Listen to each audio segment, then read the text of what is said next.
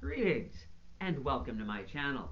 This is Sorcerer Tal. You can also find me on Facebook in the Sorcerers Guild. Today we are going to be discussing a continuation of the S1 project and the ritual with Grandmother that has allowed for a greater opening upon the crossroads. And to begin that, we are going to tell the story of the Laughing Lady. And then we will talk about a spirit that we haven't talked about in a few years that was actually involved in the very beginning of this project.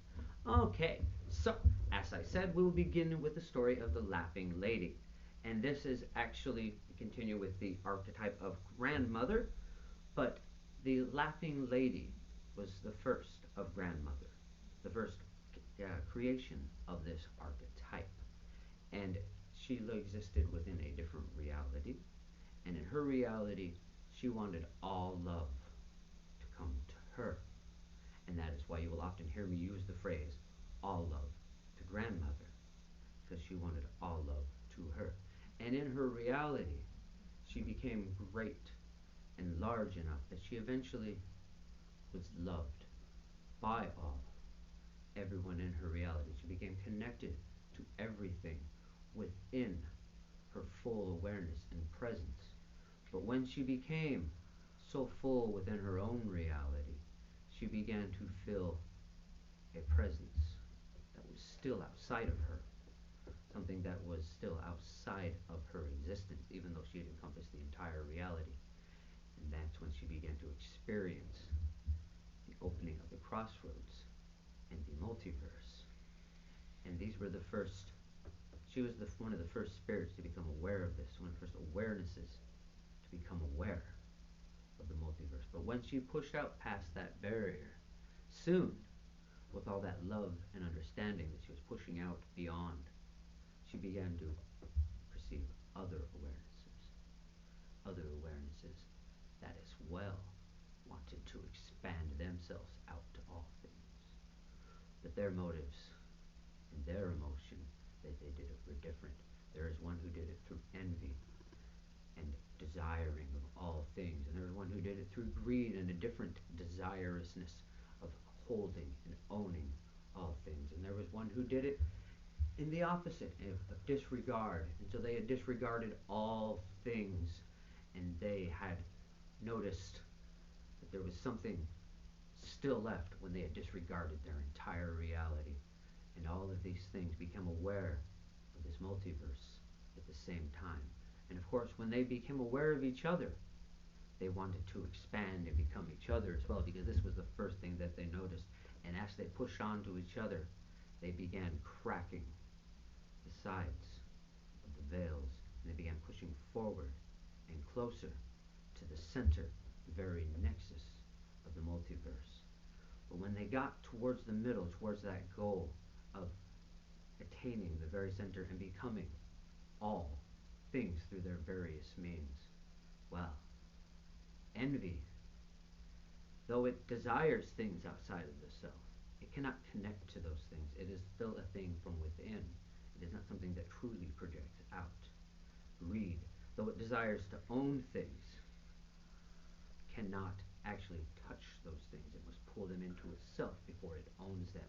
And you cannot connect anyone else to your greed unless they have a reason, unless they have something in it for them, because after all, it is greed. And disregard, well, you just simply disregard, and that will not break through the barrier on its own, because there is no touching outside of the self. But love, well, love is expanding.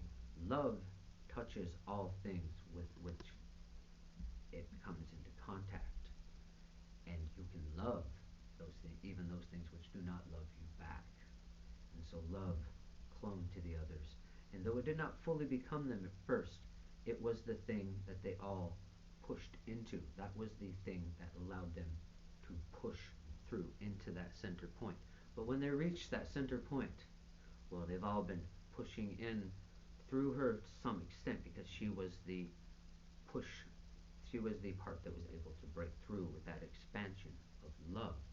But when they get to the other side, they thought that they could overcome. But well, as I said, love expands, and love Though some see it as weak, love, love is not always gentle. Love can be fierce and powerful and strong, stronger than envy or greed because it is connected and it is whole and it has motive beyond the self, something that is greater. And so she overcame them and they became becoming part of her. But also, above all these things, love is understanding. And so, as she reached for the center, she began to understand what it was that she was reaching for, what it would mean to become all, to have that control over all. And that as you reach for that control, the only way to have it is to lose the self. And then you lose that control because you are no longer. And how can you control when you are not?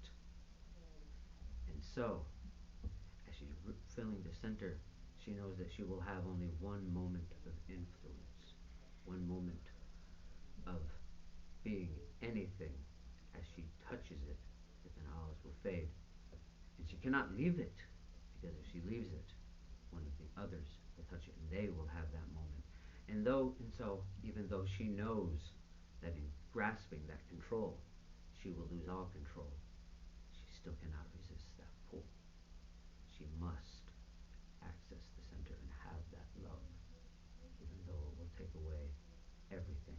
And in gaining all, she will lose everything. She sees the irony in this moment, and though she grasps forward with love, love is understanding, and in understanding there is humor. And so as she reached for it, she reached forward with joyous laughter. And as she became nothing, she exploded into joy of laughter. And this opened up the final way and broke the catalyst open. And in that moment, that connection reached out to all things and all moments within the multiverse, and the many voices that I speak of that were in their one moment of pure desperation when they called out, reaching for what was not there. They were found by what wasn't there and brought together in love, harmony, and connection of joyous laughter. And they were each able to break away and create their moment within the multiverse, and the cosmic collective was born. And so, grandmother, from our reality, must reach into this moment in order to open up the crossroads and give us that connection to the center of the multiverse. But in doing so, she can only give a small piece of herself, because if she tries to control that moment, if she tries to influence even what is, as she is opening up the crossroads and allowing us into that moment, then she will lose herself, because you cannot control all and be at the same time.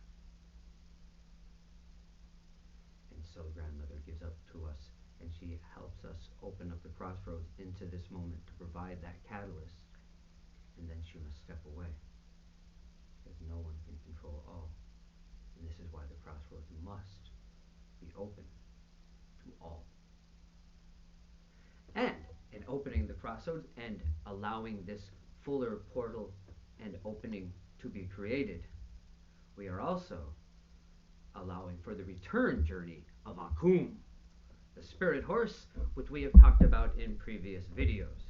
I will leave a link to one of the videos with Auhkoom here, but he is the culmination of the sigil work of the S1 project, as it went from the S1 to the Ellis, and those connected in the LS1, and then the S's, and those eventually became the chorus, which eventually becomes the Auhkoom, which is a sigil of transportation and victory and success and riding of the spirit horse through the veil, and bring us to that moment, to carry us forward into our own individuality, and let us access our own will without allowing us to be pulled too far into the desire for control.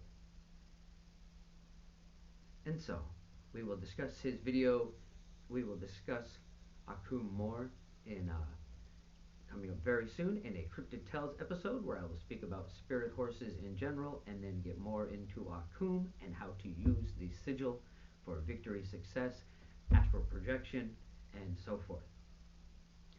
While we are on that, one thing I do want to talk about as well is Boris. Boris being the warden of the Cash Cow Sigil, which many of you are all very aware of. It has been one of our most popular sigils.